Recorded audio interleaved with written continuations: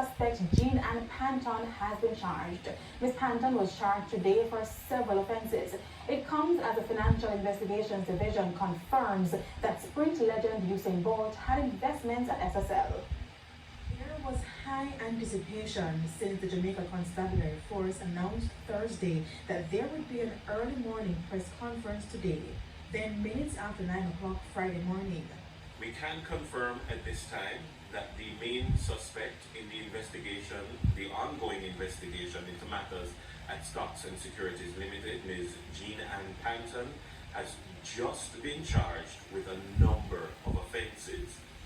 We believe that this is absolutely important for the nation to know in real time. Head of the JCF's Counterterrorism and Organized Crime Division, ACP Anthony McLaughlin, outlined the list of charges so far, while indicating that other charges could be laid against Ms. Panton as the investigations progress. So the charges are larceny as a servant. She was charged also for forgery, uttering forged document. We charge her for the breaches of the Proceeds of Crimes Act, breaches of the Cyber Crimes Act, and as well as breaches of the Cyber Crimes Act, breaches of the Cybercrime Act Section 4, that is access with intent to commit a fraud. For clarity, he further explained that the section in which she was charged for breaching the Proceeds of Crime Act is engaging in a transaction involving criminal property. He also indicated that Ms. Panton is the only person who has been charged so far. Currently, we're not able to say. The investigations continue, so as soon as it unfolds, then we will be able to ascertain whether or not other persons will be charged. But if that is so, we will be more than happy to bring it to the attention of the public. We were told the charges against Ms. Panton are in connection with 8 clients who have been fleeced millions of dollars. Meanwhile, moments after the press conference, the Financial Investigations Division, FID, issued a statement saying it is still at this time unable to quantify the exact amount which has been defrauded from all the affected accounts. But as it relates to Usain Bolt, the FID indicated that the sum of his investment has been identified and authenticated. But despite the matter being in the public domain for just over a month, it is still very early in the process. Statements continue to be collected and interviews conducted. The agency also noted that contrary to reports in some public spaces, Norman Peart, who was fired from Bolt's team, was not considered a suspect, nor was he treated as such. The Sprint Legends attorneys had confirmed that over $12 million was missing from Bolt's account at SSL.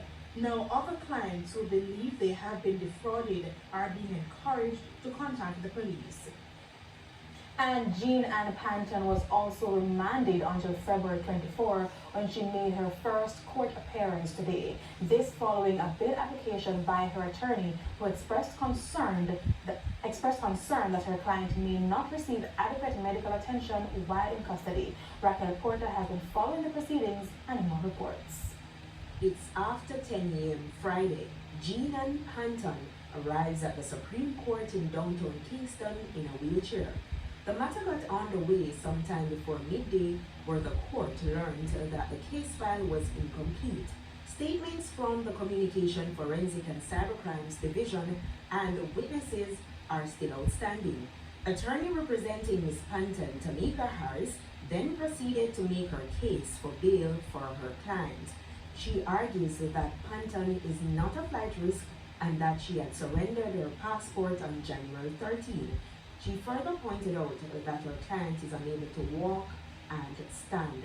The court heard that Jean Ann Panton was born with a dislocated hip and had done 25 surgeries, but in examining the medical certificate, Justice Lorna Shelley Williams said the report only speaks to the accused having diabetes.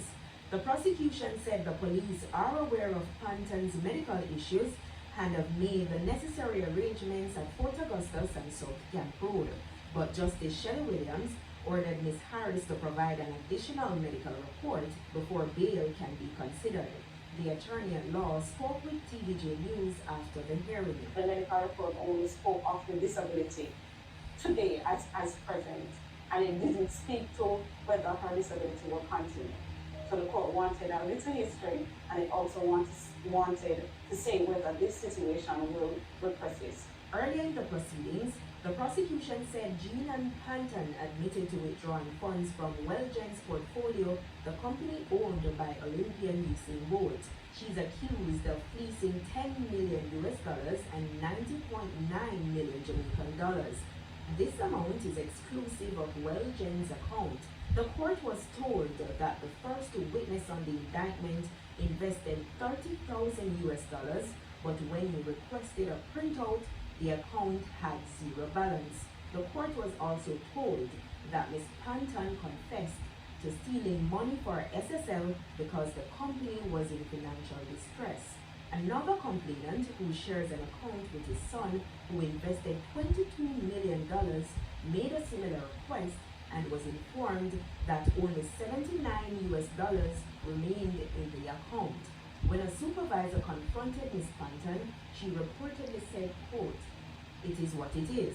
She also admitted to stealing over $5 million from SSL. The prosecution disclosed that only 7 of the 39 people listed on the affidavit in which Ms. Panton confessed to fleecing accounts have come forward. Raquel Porter for TVJ News. In other news, Education Minister Favour Williams has strongly condemned the attack on a student by his peers at the Denham Town High School in Kingston. The minister says the incident highlights the need for parents to play their part. Anthony Love has the details. There's a saying, children live what they learn. And the recent video showing what unfolded at the Denham Town High School on Thursday has led to more questions than answers. The Denham Town High School is located in one of the most volatile communities in the Kingston Western Police Division. The police, for quite some time, have been struggling to contain crime. Youngsters are among the perpetrators. Education Minister Favour Williams, like many Jamaicans, is concerned.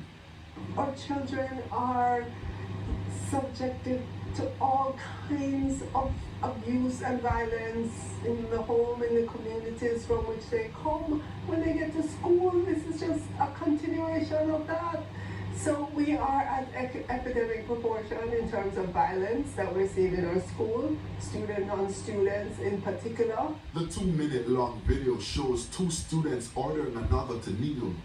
They proceeded to kick and slap him repeatedly. The boys responsible have since been charged with assault occasioning bodily harm. One was picked up by the police, while the other was brought in by his parent last night. Senior Superintendent Michael Phipps is commanding officer for the Kingston Western Division.